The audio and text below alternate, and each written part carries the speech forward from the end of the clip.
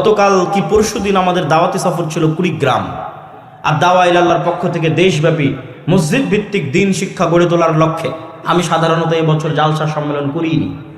আর জালসা সম্মেলনের পাশাপাশি দাওয়াতি সফর দিতে গিয়ে ধীরে ধীরে আমার মন জালসা সম্মেলন থেকে আরও উঠে যাচ্ছে এবং আমার মন আরও স্থায়ীভাবে আরও শক্তভাবে দাওয়াতি সফরের দিকে নিমজ্জিত হচ্ছে। যদিও সেটা ইবলিসের বিরুদ্ধে যুদ্ধ, শয়তানের বিরুদ্ধে যুদ্ধ, নিজের নাফসের বিরুদ্ধে যুদ্ধ। কেননা আজকের বক্তব্য দিলে কিছু হাদিয়া পাওয়া যাবে। আর এখন পর্যন্ত 157-58 মসজিদ সফর করেছি। তো 157-58 মসজিদ সফর করে তো কোনো হাদিয়া আমি গ্রহণ করিনি। তাহলে ওটা শয়তান, নাফস, আত্মার বিরুদ্ধে যুদ্ধ করে সফর করতে হয়। ঢাকা থেকে কুড়িগ্রাম কোনো দাওয়াতি সফরে শুধু মসজিদে মক্তব উদ্বোধন করার জন্য কুড়িগ্রাম, লালমনিরহাট, নীলফামারী, গাইবান্ধা, রংপুর এবং দিনাজপুর টানা 4-5 দিন আমাদের দাওয়াতি সফর ছিল গত সপ্তাহে। তো কুড়িগ্রামের একটি আলিয়া মাদ্রাসার 2 জন শিক্ষক আমাদেরকে গল্প শোনাচ্ছে যে তাদের প্রিন্সিপাল বক্তব্যে ঘুষের বিরুদ্ধে বক্তব্য দেন, আর তিনি নিজে 10 লক্ষ টাকা ঘুষ নিয়ে শিক্ষক নিয়োগ দিয়েছেন। বক্তব্য দেওয়ার সময় ঘুষের বিরুদ্ধে বক্তব্য দেন, নিজে 10 লক্ষ টাকা ঘুষ নিয়ে শিক্ষক নিয়োগ দিয়েছেন। আর আমার ব্রেনে কখন থেকে ঢুকলো যে আমরা বানু ইসরায়েল হয়ে গেছি। ইউরোপে গিয়ে যখন দেখলাম, ইংল্যান্ডে গিয়ে যখন দেখলাম মুসলমানেরা সকাল সন্ধ্যায় মিথ্যা কথা বলে ইংল্যান্ডের সরকারের কাছ থেকে বেনিফিট নিচ্ছে।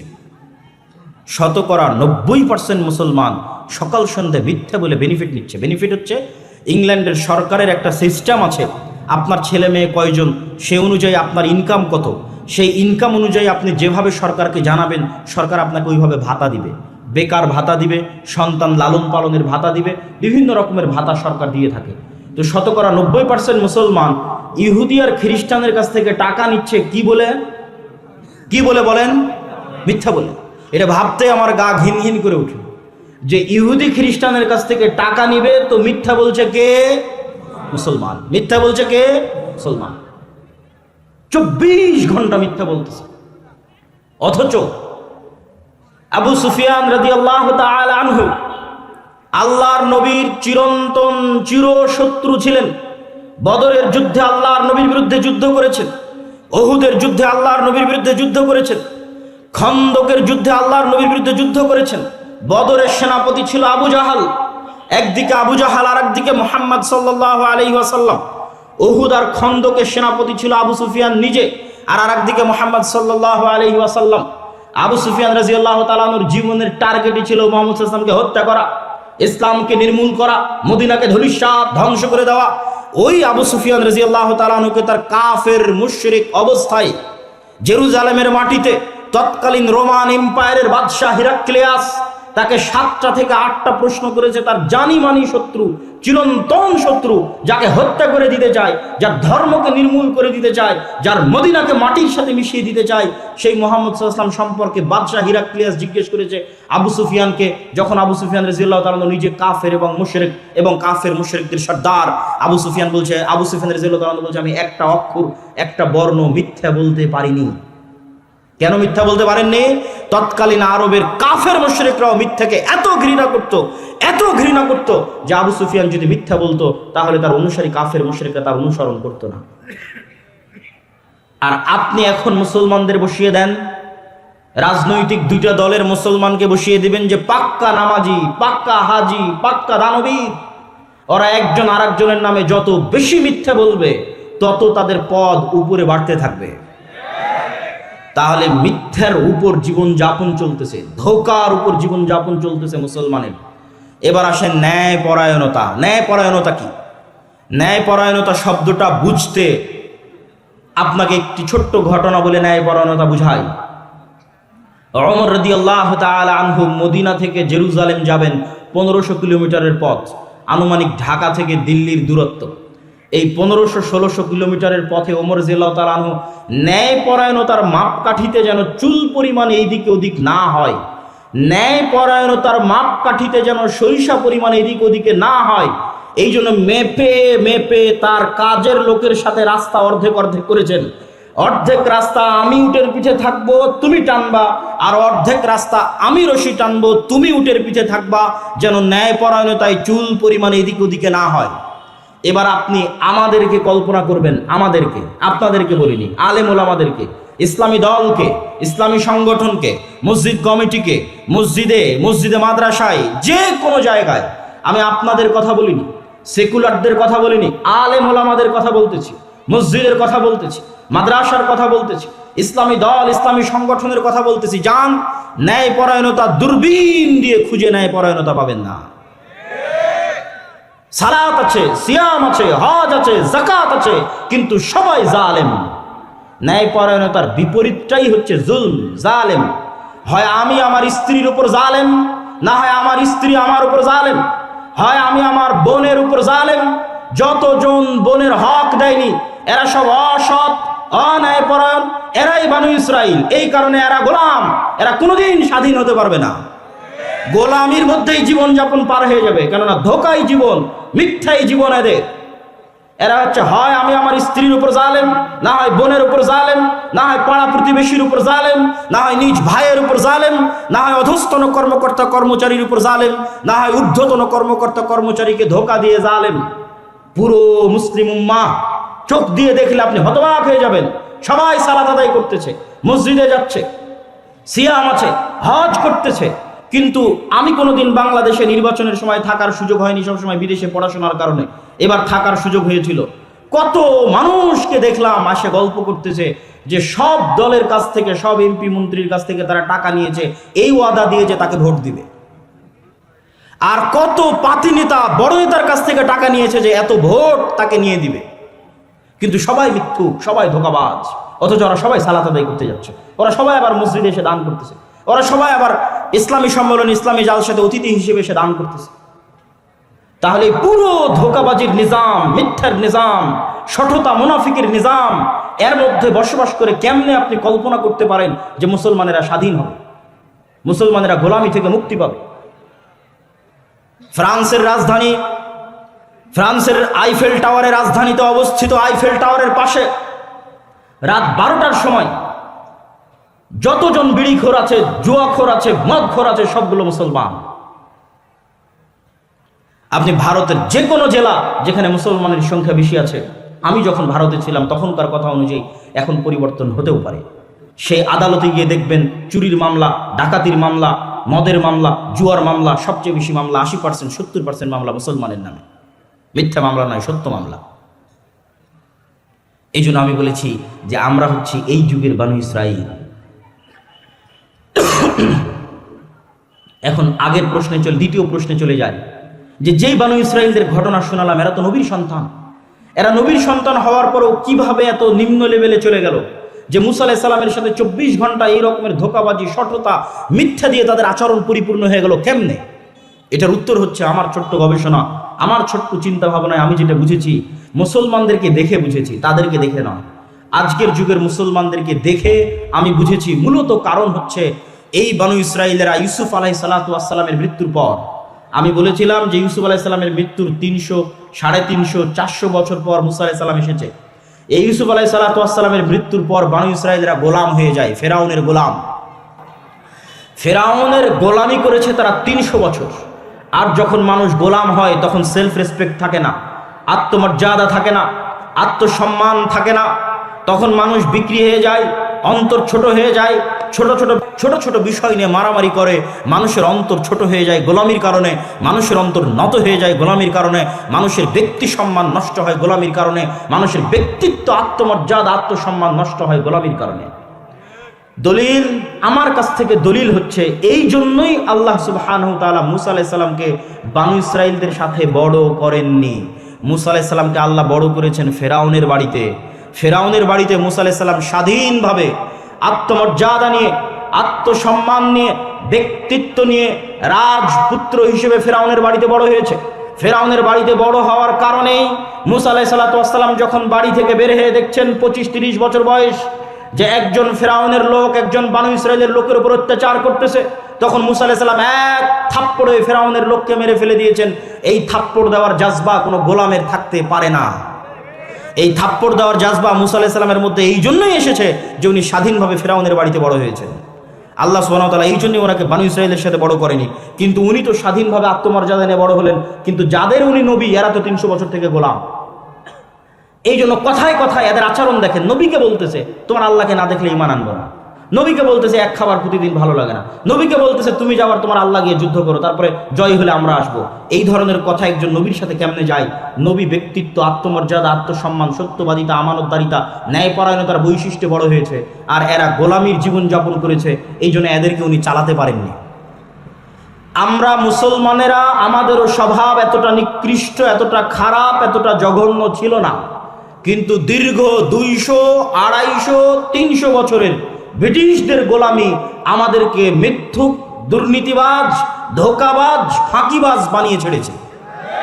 আমাদের রক্তের মধ্যে মিথ্যা, ধোঁকা, দুর্নীতি এবং ফাঁকি ঢুকে গেছে গোলামি করতে করতে। আপনাদের RS পর্চার আগের CS এবং SA পর্চা খুলে দেখেন, আপনারা জমির মালিকই ছিলেন না। ওখানে তাদের নাম লেখা আছে যে জমিদারের নামে কর এবং খাজনা দেওয়া হতো, জমির মালিকই ছিলেন না। ব্রিটিশরা পিটিয়ে নীল চাষ করাতো এই অঞ্চলের মানুষকে, আর ডিভাইড অ্যান্ড রুলস, একজনকে আরেকজনের বিরুদ্ধে লাগিয়ে রেখে শাসন করত। তো একজন আরেকজনের বিরুদ্ধে লাগতে লাগতে, মারামারি করতে করতে অন্তর ছোট হয়ে গেছে, জাতিগতভাবে অন্তর ছোট হয়ে গেছে। তার প্রমাণ সাধারণ মানুষ বাদ, আপনি আলেম ওলামাকে দেখেন না, মঞ্চে উঠে, স্টেজে উঠে কিভাবে গালাগালি করে। আলেম ওলামাদের দেখলে আপনি বুঝতে পারবেন যে ব্যক্তিত্ব, আত্মসম্মান, আত্মমর্যাদা জাতি হিসেবে আমাদের কোথায়। আপনি বলবেন এটা কি শুধু বাংলাদেশের মুসলমানদের অবস্থা? জি না, বাংলাদেশের মুসলমানদের চেয়ে ভয়াবহ, জঘন্য, নিকৃষ্ট অবস্থা আফ্রিকার মুসলমানদের। তারা আরো বেশি জঘন্য গোলামি করেছে ফ্রান্সের, ইতালির, স্পেনের। আপনি যান, গেলে দেখতে পাবেন কিভাবে তাদের জীবনের সাথে মিথ্যা, ধোঁকা, শঠতা, ফাঁকিবাজি মিশিয়ে আছে। ইতালি আর ফ্রান্সের রাস্তায় যত চোর আছে, যত ডাকাত আছে, যত ছিনতাইকারী আছে, তার বেশিরভাগ মুসলমান। আল্লাহর কসম, তার বেশিরভাগ মুসলমান। কেন? ওদেরকে ফ্রান্স, ইতালি, স্পেন এমনভাবে ওদেরকে শাসন করেছে, এমনভাবে ওদেরকে গোলাম বানিয়ে রেখেছে যে ওদের স্বাভাবিক জন্মগত চরিত্র ধ্বংস হয়ে গেছে। আর আমরা যে আজকের যুগের বানু ইসরাইল, তার প্রমাণ, তার আর একটা প্রমাণ দিয়ে আমার বক্তব্য সামনের দিকে এগিয়ে যায়। ওই যুগের বানু ইসরাইলেরা যে গোলাম ছিল তার প্রমাণ আল্লাহ কোরআনে বলছে, ইযাববিহুনা আবনাকুম, তোমাদের ছেলে সন্তানদের ওদের চোখের সামনে ওদের ছেলে সন্তানদের জবাই করতে ফেরাউন। তাদের চোখের সামনে তাদের ছেলে সন্তানদের জবাই করতে ফেরাউন। আর আজকে কিসের আমার চোখের সামনে? আজকে সারা বিশ্বের চোখের সামনে মুসলমানদের জবাই করতেছে আজকের যুগের ফেরাউনেরা ফিলিস্তিনে, সারা বিশ্বের চোখের সামনে। এই একটাই প্রমাণ করে যে আপনি গোলাম, আমি গোলাম, আমরা কৃতদাস, গোলামের জীবন যাপন করছি। আমরা হচ্ছে এই যুগের বানু ইসরাইল, আর ওরা হচ্ছে এই যুগের ফেরাউন। আর আমাদের স্বভাব চরিত্রের কারণে আমাদের ভাগ্য বানু ইসরাইলের ভাগ্যের সাথে মিশে গেছে, গোলামি আমাদের ভাগ্যে লেখা হয়ে গেছে। আমাদেরকে সততা, ন্যায়পরায়ণতা, আমানতদারিতায় ফিরে যেতে হবে।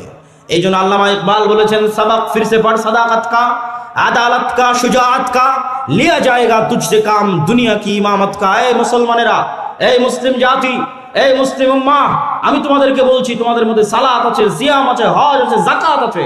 তোমাদের মধ্যে নাই সত্যবাদিতা, তোমাদের মধ্যে নাই আমানতদারিতা, তোমাদের মধ্যে নাই ন্যায়পরায়ণতা। তোমরা নতুন করে সত্য বলা শিখো, তোমরা নতুন করে আমানতদারিতা শিখো, তোমরা নতুন করে ন্যায়পরায়ণতা শিখো।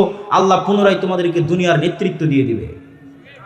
এটা আল্লামা ইকবাল তার কবিতার মধ্যে লিখে গেছেন। উনি ধরতে পেরেছিলেন আজকের মুসলমানেরা কোন অবস্থায় আছে, কি সমস্যার মধ্যে আছে, সেটা তিনি ধরতে পেরেছিলেন।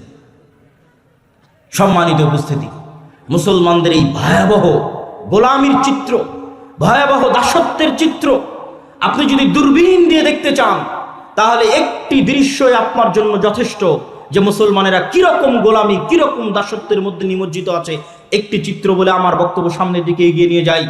সারা বিশ্ব থেকে, শুধু বাংলাদেশ নয়, Bangladesh, Pakistan, Malaysia, Syria, Libya, Yemen, মিশর, আফ্রিকা, সারা বিশ্ব থেকে মুসলমানেরা অবৈধ উপায়ে ইউরোপ এবং আমেরিকা যাওয়ার জন্য, ইউরোপের কান্ট্রিগুলোতে যাওয়ার জন্য লিবিয়ার নদী বন্দর, সমুদ্র বন্দরে জমা হয়। এরা রোহিঙ্গাদের মতো করে বাতাস দিয়ে ফুলানো নৌকায় চড়ে, যেই নৌকাতে 300-400 জন আরোহী উঠে। এই 300-400 জন আরোহী নিয়ে এই নৌকা হয় ডুবে যাবে, আর না হয় ইউরোপ তাদেরকে ভিক্ষা দিবে শরণার্থী হিসেবে, যে আসো আমার দেশে থাকো, গোলামি করো, শরণার্থী হিসেবে ভিক্ষা দিবে। এরা আবার ওই দেশে গিয়ে কি করবে? আপনি ইউরোপে যতজন মুসলমান আছে, আমেরিকায় যতজন মুসলমান আছে, তাদের আমি ছোট করছি না, কখনোই না, কিন্তু মুসলমানদের সামাজিক অবস্থান দেখাচ্ছি। তাদের জিজ্ঞেস করবেন যে ইউরোপ আমেরিকায় মুসলমানেরা কি করে, মুসলমানেরা কয়জন ডাক্তার, কয়জন বিশ্ববিদ্যালয়ের প্রফেসর, কয়জন বিজ্ঞান ইনস্টিটিউটের মালিক, কয়জন ব্যবসায়িক কোম্পানির মালিক, না বেশিরভাগ মুসলমান ট্যাক্সি ড্রাইভার, বেশিরভাগ মুসলমান রেস্টুরেন্টের ওয়েটার, না বেশিরভাগ মুসলমান কেয়ার হোমের জব করে, না বেশিরভাগ মুসলমান সুপার শপের দোকানদারি করে, খোঁজ নিয়ে দেখবেন। আর একটা ইহুদি পল্লীতে খোঁজ নিয়ে দেখবেন, ওই ইহুদি পল্লীতে যদি 300 জন বসবাস করে, তাহলে ওই ইহুদি পল্লীর 300 জনের 300 জন ইহুদি, 300 জনই হয় ডাক্তার, না হয় মেডিকেলের প্রফেসর, না হয় কোম্পানির মালিক, না হয় ব্যাংকের মালিক, আর মুসলমানেরা হচ্ছে সমাজের তৃতীয় শ্রেণীর নাগরিক। এই জন্য আমি বলেছি, ভারতের মুসলমানদের সাথে ইউরোপ আমেরিকার মুসলমানদের কোনো পার্থক্য নাই, এতটুকু যে ভারতের মুসলমানেরা নাগরিক অধিকার পায় না, মানবিক অধিকার পায় না। ইউরোপ আমেরিকার মুসলমানেরা নাগরিক আর মানবিক অধিকার পায়, ন্যূনতম হলেও পায়। কিন্তু পার্থক্য কি? ভারতের মুসলমানেরাও যেমন আপনি খুঁজে দেখবেন, না ডাক্তার, না ইঞ্জিনিয়ার, না মেডিকেলের প্রফেসর, সব হচ্ছে দুবাই, দিল্লি, কেরালা, মুম্বাই, এগুলোতে গিয়ে মিস্ত্রিগিরি করে, যোগালিগিরি করে, লেবারিগিরি করে। ওই একই লেভেলে মুসলমানরা ইউরোপ এবং আমেরিকায় কাজ করে। এটা হচ্ছে মুসলমানদের গোলামির চিহ্ন। মুসলমানদের শিক্ষাগত অধপতন, শিক্ষাগত অযোগ্যতা এবং চারিত্রিক অধপতন তাদের ভাগ্যে গোলামি লিখে দিয়েছে। তাদের ভাগ্যে গোলামি নিয়ে এসেছে শিক্ষাগত অধপতন এবং চারিত্রিক অধপতন। মুসলিম বিশ্বের যারা বড় বড় ধনী দেশ আছে, তারা তাদের যে কয় টাকা ইনকাম হয়, সে কয় টাকা পর্যটন আর বিনোদনের জন্য ব্যয় করে। আর আমাদের মতো যেগুলো তৃতীয় বিশ্বের মুসলিম দেশ আছে, এরা টাকা দিয়ে রাস্তাঘাট, ব্রিজ, কালভার্ট তৈরি করে, শিক্ষার পিছনে বিনিয়োগ নাই। অর্থনৈতিক উন্নয়নের পিছনে, ব্যবসায়িক প্রতিষ্ঠানের পিছনে, নতুন ব্যবসায়িক খাতের পিছনে, স্বাস্থ্য সেবার পিছনে বিনিয়োগ কম। আর যারা মসজিদের কমিটি আছে, তারাও যদি 10 টাকা 500 টাকা, আজকের মসজিদ কমিটি উন্নয়নের জন্য সম্মেলন করেছে, তারাও টাকা নিয়ে গিয়ে মসজিদে এসি লাগাবে, টাইলস লাগাবে, মসজিদে ছাদ দিবে, সব কিছু করবে, কিন্তু মসজিদে শিক্ষার ব্যবস্থা করবে না। তাহলে সারা বিশ্বের মুসলমানদের কাছে শিক্ষা 2 নাম্বার, আর ইউরোপ আর আমেরিকার কাছে শিক্ষা 1 নাম্বার।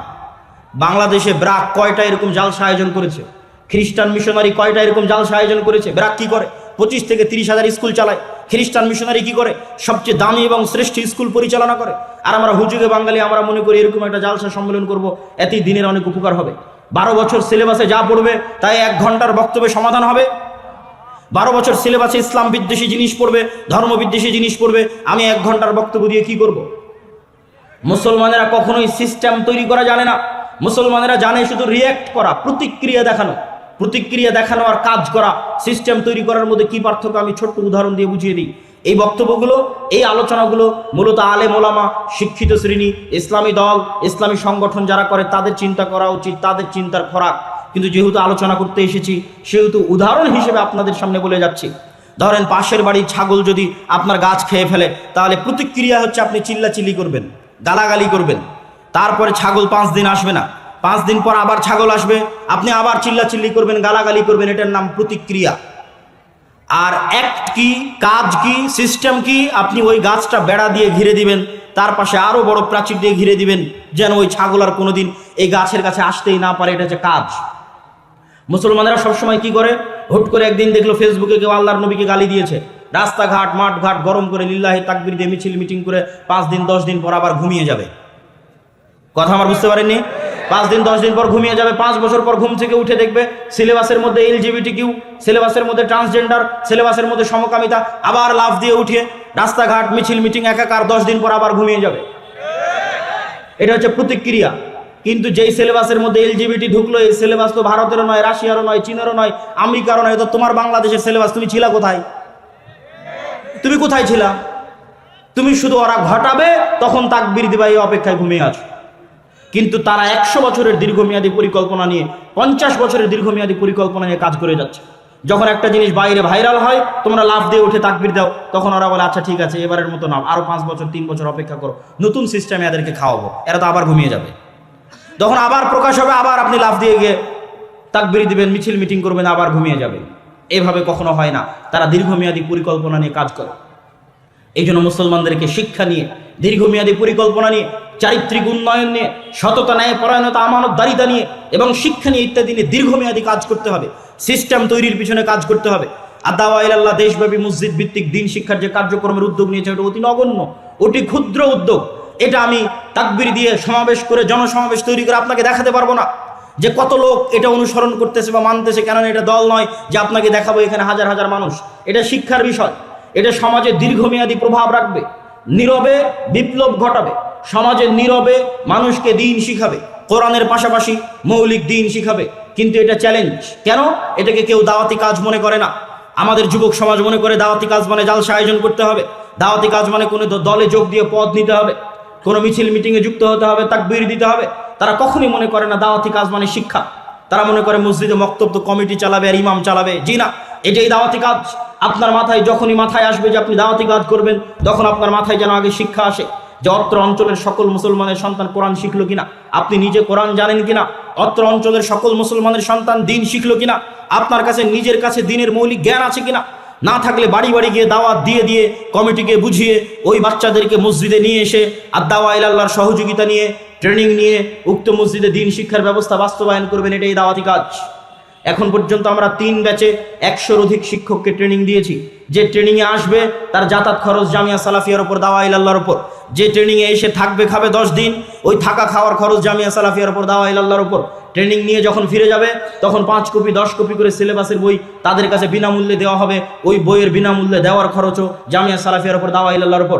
আর আমি খাকসার আব্দুল্লাহ বিন আব্দুর রাজ্জাক দেশ ও জাতির ভবিষ্যৎ প্রজন্মের সন্তানের শিক্ষার জন্য ওয়াকফ হিসেবে আছি। যেখানে ডাকবেন বিনা খরচে ফি সাবিলিল্লাহ সেই মসজিদে উপস্থিত হব, জাতির সাথে ওয়াদাবদ্ধ। কিন্তু টাকার বিনিময়ে জালসা থেকে জালসা করে বেড়াবো, এইটা কখনো দীর্ঘস্থায়ী টেকসই কাজ নয়। এটা হচ্ছে হুজুগে বাঙালি মেলার মতো। আগের যুগে যাত্রা হতো, এই যুগে মেলা, তার আগের যুগে মেলা হতো, আর এখন হয়তো আমরা তার আলট্রা ভার্সন, ইসলামিক ভার্সন তৈরি করেছি, জালসা সম্মেলন। তার মানে জালসা সম্মেলনে যে দিনের কাজ হয় না তা বলি না। জালসা সম্মেলনে 2টা দিক নির্দেশনা দেওয়া যায়, জালসা সম্মেলনে 2টা ইমান জাগানো কথা বলা যায়, কিন্তু জালসা সম্মেলনে শিখানো যায় না। ও 12 বছর সিলেবাসে যা শিখাবে আমি একদিনে 1 ঘন্টায় তা শিখাতে পারবো না। এর জন্য আপনাকে মসজিদে আসতে হবে, আমার ট্রেনিং প্রাপ্ত শিক্ষকের কাছে সিলেবাসের মাধ্যমে আপনাকে নিয়মিত শিখতে হবে। ও 12 বছরে ধর্মবিদ্বেষী যা শিখাবে তার আগেই অ্যান্টিবায়োটিক হিসেবে, ইঞ্জেকশন হিসেবে আপনার সন্তানের অন্তরে দিনের জ্ঞান, কোরআনের জ্ঞান বসিয়ে দেওয়া হবে, যেন শয়তান তাকে পথভ্রষ্ট করতে না পারে ইনশাআল্লাহ। কিন্তু আপনি যদি মসজিদ ভিত্তিক দিন শিক্ষা বাস্তবায়ন না করেন, তাহলে জেনে রাখবেন আপনার সন্তানকে, যে কোনো মুসলমানের সন্তানকে কোরআনের জ্ঞান না দিয়ে, মৌলিক দিনের জ্ঞান না দিয়ে বর্তমান যুগে স্কুলে পাঠানো সরাসরি শয়তানের কাছে পাঠানো। আর আমি যখনই শয়তানের কথা বলি, ইবলিসের কথা বলি, আল্লাহে আল্লাহর কসম, আল্লাহে আল্লাহর কসম, আল্লাহে আল্লাহর কসম, কাল্পনিক কোনো চরিত্রের কথা বলি না। যে ইবলিস পৃথিবীতে বাস করে, যে ইবলিস আদম আলাইহিস সালাতু ওয়াস সালামকে সিজদা করেনি, সরাসরি ওই ইবলিসের কথা বলি। আমি বক্তব্যে বলেছি শরীফ এবং শরীফার গল্প, ট্রান্সজেন্ডারের গল্প ইবলিস স্বয়ং নিজে লিখেছে। তো আমি যখন বলেছি ইবলিস নিজে লিখেছে, আল্লাহর কসম আমি এটা কাল্পনিক চরিত্র হিসেবে ব্যবহার করিনি। আমি সত্যি সত্যি ওই ইবলিস বুঝিয়েছি যে পৃথিবীতে বাস করে, ওই ইবলিস বুঝিয়েছি যে আদম আলাইহিস সালাতু ওয়াস সালামকে সিজদা করেনি সেই ইবলিস। এই ইবলিসের সবচেয়ে বড় এজেন্ডা হচ্ছে মানুষকে তার স্বাভাবিক মর্যাদা থেকে, স্বাভাবিক মান সম্মান থেকে নিচে নামিয়ে দেওয়া। তাহলে মানুষ যখন এই ধরনের জঘন্য নিকৃষ্ট পশু বৃত্তিতে লিপ্ত হয়ে যাবে, তখন ইবলিস খুশি হবে, ইবলিস শান্তি পাবে, ইবলিস আরাম পাবে। এই জন্য সারা পৃথিবীতে ইবলিস তার এই এজেন্ডা নিয়ে কাজ করতেছে। অথবা আপনি আপনার সন্তানকে দিন না শিখে স্কুলে পাঠালেন, মানে ইবলিসের কাছে পাঠালেন। আর সেই দিন আরো ভয়াবহ হবে। কোন দিন ভয়াবহ হবে? আপনি জার্মানিতে খোঁজ নেন, ফ্রান্সে খোঁজ নেন, যে কোনো প্রবাসী ভাইয়ের কাছে, যে মুসলমানের সন্তান যদি স্কুলে যায় আর স্কুলে যদি তাকে সমকামিতা শেখানো হয়, আর বাবা যদি এই সমকামিতার প্রোটেস্ট করে, যেটা আমাদের দিনে হারাম, বা বাবা যদি সন্তানকে শাসন করার চেষ্টা করে, আর ওই সন্তান যদি স্কুলে গিয়ে শিক্ষককে বলে যে আমার স্কুলে যেটা শেখানো হচ্ছে বাবা তার বিরোধিতা করতেছে এবং আমাকে এটা করতে দিচ্ছে না বা মানতে দিচ্ছে না, সাথে সাথে গভর্নমেন্টের পক্ষ থেকে পুলিশের মাধ্যমে সন্তানকে বাপ মা থেকে আলাদা করে দেওয়া হবে, সন্তানকে সেফ হোমে রাখা হবে। মাসে 1 দিন, বছরে 1 দিন সন্তানকে আপনি দেখতে পাবেন, সন্তানকে আপনি শিক্ষা দিতে পারবেন না। সন্তান জন্ম দিয়েছেন আপনি, সন্তানের পিছনে খরচ করছেন আপনি, খাওয়াচ্ছেন আপনি, কিন্তু সন্তানকে শিক্ষা দিবে, মানুষ করবে স্বয়ং ইবলিস নিজে। সেই ভয়াবহ দিন এখনো আসেনি। ওই ভয়াবহ দিন আসার আগে এখনো যতদিন আপনাদের মসজিদগুলো আছে, এই মসজিদগুলোতে দিন শিক্ষার ব্যবস্থাকে শক্তিশালী করেন। মসজিদের চাইতে শক্তিশালী হতে হবে দিন শিক্ষার ব্যবস্থা। এমনও বহু মসজিদ গেছি আমাদের 157-58 মসজিদের সফরের মধ্যে, যেই মসজিদগুলোতে এসি আছে, টাইলস আছে, সব কিছু আছে, কিন্তু দিন শিক্ষা, কোরআন শিক্ষার ব্যবস্থা নাই। আবার জিজ্ঞেস করলে কমিটি বলে যে অর্থনৈতিক সমস্যা। তখন আমি কমিটিকে বলেছি আপনার এসি বিক্রি করলে 1 বছর মক্তব চলবে, আর আপনার এসি বিক্রি করা শেষ হয়ে গেলে মসজিদের দেওয়াল থেকে টাইলস খুলে বাজারে বিক্রি করবেন, ওইটা দিয়ে আর কিছুদিন মক্তব চলবে। টাইলস খুলে বিক্রি করা হয়ে গেলে যে ফ্যানগুলো লাগিয়ে রেখেছেন, এই ফ্যানগুলো খুলে বাজারে বিক্রি করবেন, আর কিছুদিন মক্তব চলবে। তারপরে যে মাইক আর ব্যাটারিটা আছে ওটাও খুলে বাজারে বিক্রি করে দিবেন, আর কিছুদিন মক্তব চলবে। তবুও আপনি মসজিদে যা লাগিয়েছেন তার চেয়ে শিক্ষা বেশি জরুরি। বিশ্বাস না হলে খ্রিস্টানদেরকে দেখেন, ইউরোপিয়ান এবং আমেরিকানদেরকে দেখেন, তারা আপনার মসজিদের দায়িত্ব নিলে 10 টাকা থাকলে 5 টাকা আগে শিক্ষায় ব্যয় করবে। এরা শিক্ষা জিনিসটা জানে, সিলেবাসের মূল্য জানে। এই জন্যই তো আপনার সিলেবাস পরিবর্তনের জন্য এত চেষ্টা তারা করতেছে। কেন করতেছে? যদি সিলেবাসের কোনো গুরুত্ব না থাকতো, শিক্ষার কোনো গুরুত্ব না থাকতো, তাহলে আপনার সিলেবাস পরিপূর্ণ ইসলামিক হতো। আর বেরাক আর খ্রিস্টান মিশনারিরা বড় বড় জালসা করে বেড়াতো। বুঝেননি মনে হয় যে আপনি বিশাল ইসলামিক সিলেবাস নিয়ে দেশ চালাবেন, আর বেরাক আর খ্রিস্টান মিশনারিরা বড় বড় জালসা করবে, তাহলে তাই হতো না? তো ওরা তো একটাও জালসা করে না, ওরা কি নিয়ে ব্যস্ত আছে? সিলেবাস আর শিক্ষা, সিলেবাস আর শিক্ষা। তাহলে আপনি কি স্বর্ণের মসজিদ দিয়ে পানি খাবেন? স্বর্ণ দিয়ে মসজিদ বানিয়ে, স্বর্ণ দিয়ে মাদ্রাসার বিল্ডিং বানিয়ে, স্বর্ণ দিয়ে রাস্তাঘাট বানিয়ে ধুয়ে পানি খাবেন? যেখানে যেই মসজিদের আশেপাশে জুয়াখোর, মদখোর, গাঞ্জাখোর, Free Fire, PUBG, TikTok, reels ইত্যাদি নেশাগ্রস্ত যুব সমাজে পরিপূর্ণ হয়ে গেছে। এই মসজিদ বিরান পড়ে থাকবে। বিরান পড়ে থাকা মসজিদ দেখে এসেছে, আপনিও দেখতে পারেন। স্পেনের কর্ডোভা গ্রানাডায় মুসলমানরা 800 বছর শাসন করেছে। কর্ডোভার জামে মসজিদে এক ছাদের নিচে এক ফ্লোরে 70,000 মুসলমান মুসল্লি সালাত আদায় করতে পারবে। সেই কর্ডোভার জামে মসজিদ আজ পৃথিবীর সবচেয়ে বড় গির্জা। বাহির থেকে দেখলে দেখবেন মিনার আছে, কারুকাজ আছে, ডিজাইন আছে, মেহরাব আছে, মনে হচ্ছে এখনই আজান দিবে আর এখনই সালাত হবে। ভেতরে ঢুকে দেখবেন মারিয়াম আলাইহিস সালাতু ওয়াস সালাম আর ঈসা আলাইহিস সালাতু ওয়াস সালামের মূর্তিতে পরিপূর্ণ হয়ে আছে। বলেন নাউজুবিল্লাহ। তো মসজিদ তো বিরান পড়ে আছে। এরকম মসজিদ বিরান পড়ে থাকবে যদি আপনি শিক্ষার ব্যবস্থা না করেন। সম্মানিত উপস্থিতি, আমি আমার বক্তব্য দীর্ঘায়িত করতে চাই না, তবে যতটুকু আপনাদেরকে বলে যাচ্ছি এতটুকু নিয়ে যদি কাজ করেন, অন্তত সত্য বলা যদি শিখেন, মিথ্যা থেকে যদি তওবা করেন, যার জীবনে কোনোদিন মিথ্যা বলবেন না। আমি আমার ব্যক্তিগত অভিজ্ঞতা বলি। আমার ছেলে মোহাম্মদ, আমি আগে মনে করতাম ইউরোপ ঘোরার আগে বা ইংল্যান্ড ঘোরার আগে যে তাদেরকে সালাত, সিয়াম, হজ, যাকাত এগুলো শিখাতে হবে। সালাত সিয়াম জরুরি, কিন্তু এখন আমি মনে করি আগে শিখাতে হবে সত্য বলা, আগে শিখাতে হবে ন্যায় পরায়ণতা, আগে শিখাতে হবে আমানতদারিতা। কেননা আমার নবী মুহাম্মদ সাল্লাল্লাহু আলাইহি ওয়াসাল্লাম নবী হওয়ার আগে জন্মগত সত্যবাদী ছিলেন, নবী হওয়ার আগে জন্মগত আমানতদার ছিলেন, নবী হওয়ার আগে জন্মগত ন্যায়পরায়ণ ছিলেন। আর আমাদের কাছে সালাত, সিয়াম, হজ, যাকাত আছে, কিন্তু মাদ্রাসা, মসজিদ, দল, সংগঠন কোথাও ন্যায়পরায়ণতা নাই, আমানতদারিতা নাই, সত্যবাদিতা নাই, সততা নাই। এই জন্য এই সালাত, এই সিয়াম, এই হজ, এই যাকাত কাজে আসবে না, আসবে না, আসবে না। আমাদের কাছে এই মাইক আছে, শত শত ক্যামেরা আছে। আপনি সেই মোহাম্মদ যিনি অসহায়, দুস্থ, দরিদ্র মানুষের, বিপদগ্রস্ত মানুষের পাশে দাঁড়ান। আপনি সেই নবী, সেই মানুষ, সেই মোহাম্মদ যিনি তাহমিলুল কাল। মানুষের যদি বোঝা ভারী হয়, ঋণের বোঝা ভারী হয়, যাত্রাপথে মানুষের বোঝা ভারী হয়, তাহলে সেটা আপনি উঠিয়ে দেন। এই বৈশিষ্ট্যগুলো যখন আমার নবীর মধ্যে আছে, তখনও সালাত আসেনি, সিয়াম আসেনি, হজ আসেনি, যাকাত আসেনি।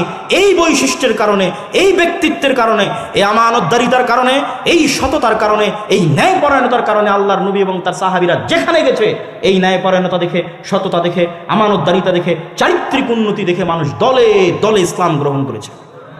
আর আমাদের কাছে সবই আছে, কিন্তু মুহাম্মদ সাল্লাল্লাহু আলাইহি ওয়াসাল্লামের ওই চরিত্র নাই, ওই সততা নাই, ওই আমানতদারিতা নাই, ওই ন্যায়পরায়ণতা নাই, আর ওই শিক্ষার ব্যবস্থা নাই। যেই শিক্ষার ব্যবস্থা আমরা হারিয়ে ফেলেছি, যেই শিক্ষা আমাদের কাছে গুরুত্বহীন হয়ে গেছে, সারা বিশ্বের মুসলমানের কাছে গুরুত্বহীন হয়ে গেছে।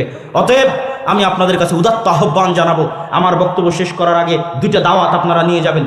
এক, আল জামিয়া সালাফিয়া রূপগঞ্জ, নারায়ণগঞ্জ 50 থেকে 60 বিঘা জমির উপর এখন অবস্থান করছে। ভবিষ্যৎ পরিকল্পনা 100 বিঘা জমির উপর একটি আন্তর্জাতিক মানের ইসলামী বিশ্ববিদ্যালয় সহ আরও বহু মেগা প্রকল্প এখানে বাস্তবায়ন হবে, যদি আল্লাহ সুবহানাহু ওয়া তাআলা কবুল করে। বলেন আল্লাহুম্মা আমিন। সেখানে 7 ও 8 মার্চ দেশ এবং বিদেশ, সৌদি আরব, ভারত এবং বাংলাদেশ 3 দেশের আলেম ওলামা উপস্থিত থাকবে। উক্ত অনুষ্ঠানে আপনাদের স্বতঃস্ফূর্ত অংশগ্রহণের আহ্বান জানাচ্ছি। বলেন ইনশাআল্লাহ। পাশাপাশি আর দাওয়া ইলাল্লাহর অধীনে মক্তব পরিচালনা করা, এটা উন্মুক্ত, সবার জন্য, সবার জন্য উন্মুক্ত। আমাদের এখনও 1000 আবেদন আছে। যেখান থেকে আবেদন হচ্ছে, হতাশার কিছু নাই। যদি 160টা মসজিদে যেতে পারি, তাহলে বাকি 1000 মসজিদেও যেতে পারবো ইনশাআল্লাহ। আপনিও আমাদের কাছে আমাদের গুগল ফর্ম লিঙ্ক পূরণ করে আবেদন জানিয়ে রাখতে পারেন। পাশাপাশি আপনার শিক্ষকের ট্রেনিংয়ে পাঠিয়ে মসজিদের মক্তব শিক্ষাকে উন্নত করতে পারেন। আমাদের কাছে কোরআনের পাশাপাশি দিন শিক্ষা দুইটা মিলে সুন্দর সিলেবাস আছে, সুন্দর ট্রেনিংয়ের ব্যবস্থা আছে, মক্তবের ম্যানেজমেন্ট সিস্টেম আছে। এটা নিয়ে আমি কাজ করতেছি, এটাই আমার ধ্যান জ্ঞান। এটাকে আমি যুদ্ধ হিসেবে নিয়েছি, সংগ্রাম হিসেবে নিয়েছি। কার বিরুদ্ধে বলেন তো? জোরে বলেন, কার বিরুদ্ধে? কাল্পনিক না বাস্তবে? বাস্তবে ইবলিসের বিরুদ্ধে, বাস্তবে শয়তানের বিরুদ্ধে যুদ্ধ হিসেবে গ্রহণ করে মসজিদ ভিত্তিক দিন শিক্ষা, মসজিদ ভিত্তিক কোরআন শিক্ষার এই কার্যক্রমকে সামনের দিকে এগিয়ে নিয়ে যাবেন। আর আপনাদের কাছে আজকে স্টেজে আমি জানি না কি ধরনের বই পুস্তক আছে, তারপরে ফিকহুস সালাফ, আহলুল হাদিসদের ফিকা আছে কি নাই এই মর্মে মানুষেরা অভিযোগ করে যে সালাফিরা ফিকা মানে না, আহলে হাদিসেরা ফিকা মানে না। এই বইটাকে মূল্যায়ন করবেন। ভারতের বিখ্যাত আলেম নওয়াব সিদ্দিক হাসান খান ভূপালী রাহিমাহুল্লাহ কর্তৃক রচিত এবং ইমাম নাসিরউদ্দিন আলবানী রাহিমাহুল্লাহ কর্তৃক পরামর্শ প্রদানকৃত এই গ্রন্থ। পাশাপাশি আমাদের যে বই পুস্তকগুলো রয়েছে মাসিক আল ইতিসাম সহ সকল বই আপনারা স্টেজে পাবেন। আমি এখন আপনাদের কিছু প্রশ্ন উত্তর আছে, এই প্রশ্ন উত্তরগুলো দিয়ে রাত দীর্ঘ করতে চাই না, এই জন্য যতটুকু প্রয়োজন ততটুকু আমি আপনাদের সামনে আলোচনা পেশ করলাম। আপনাদের প্রশ্ন উত্তরের মাধ্যমে, বৈঠক শেষের দোয়ার মাধ্যমে আপনাদের আজকের অনুষ্ঠান শেষ হবে ইনশাল্লাহ। আমি একজন প্রকৃত মুসলিম। আমার প্রশ্ন হচ্ছে, অনেক মুসলমান ইসরায়েলের পণ্য বয়কট করেনি, তাদের ভিতরে কি ঈমান বলতে কিছু আছে?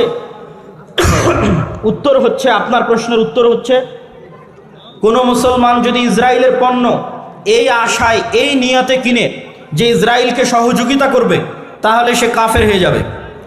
আর যদি ইসরায়েলকে সহযোগিতার আশা নয়, জানে না, অতটা সচেতন নয়, ভুলে ক্রয় করছে, তাহলে তার বিষয়ে কিছু বলার নেই। আল্লাহ সুবহানাহু ওয়া তাআলা তাকে সংশোধন হওয়ার এবং হেদায়েত হওয়ার তৌফিক দান করুন। সহযোগিতার অর্থে ইসরায়েলকে মুসলমানদের হত্যার সহযোগিতার অর্থে কোনো সহযোগিতা করা যাবে না। আমার নাম রকি, আমার নামের অর্থ মহিমান্বিত। আমার প্রশ্ন হলো, রকি নাম রাখা যাবে কি? রকি অর্থ মহিমান্বিত, এটা আপনি কিভাবে জানলেন? আমার তো জানা নাই। পবিত্র কোরআন ও সহিহ হাদিস অনুসারে 5 ওয়াক্ত সালাত জুমা সহ আদায় করার জন্য এবং মসজিদ সকল কার্যক্রম পরিচালনার উদ্দেশ্যে আমি মসজিদ নির্মাণ করার জন্য গ্রামে জমি দান করেছি, কিন্তু সে মসজিদে জুমার সালাত 2 আজানে আদায় করা হয়, 5 ওয়াক্ত সালাত আউয়াল ওয়াক্তে আজান আনতে আদায় করা হয় না। এমত অবস্থায় জমি দানের জন্য কোরআন সুন্নাহ অনুসারে আমি কোনো নেকি আছে কিনা জানতে চাই। আপনি অবশ্যই নেকি পাবেন, তবে তাদের আমলকে সংশোধনের চেষ্টা করতে হবে। তারা আউয়াল ওয়াক্তে সালাত আদায় করতেছে না, তার অর্থ এই নয় যে তাদের সালাত বাতিল হয়ে যাচ্ছে। আউয়াল ওয়াক্তে সালাত আদায় করলে নেকি বেশি, তবে ওয়াক্ত যতক্ষণ আছে ততক্ষণের মধ্যে সালাত আদায় করা যাবে, তবে আউয়াল ওয়াক্তে সালাত আদায় করা জরুরি। অতএব তাদের সালাত বাতিল হচ্ছে না, আপনি নেকি পাবেন ইনশাআল্লাহ, তবে সংশোধনের চেষ্টা করতে হবে। সহজভাবে বলবেন, আমার রাগ কমাবো কিভাবে? রাগ কমানোর দোয়া আছে কি? রাসূল সাল্লাল্লাহু আলাইহি ওয়াসাল্লাম শিখিয়ে দিয়েছেন, রাগ শয়তানের পক্ষ থেকে আসে। আউযু বিল্লাহি মিনাশ শাইতানির রাজিম বলতে বলেছেন, ওযু করতে বলেছেন, বসতে বলেছেন, বসাতেও রাগ না কমলে শোয়ার জন্য বলেছেন।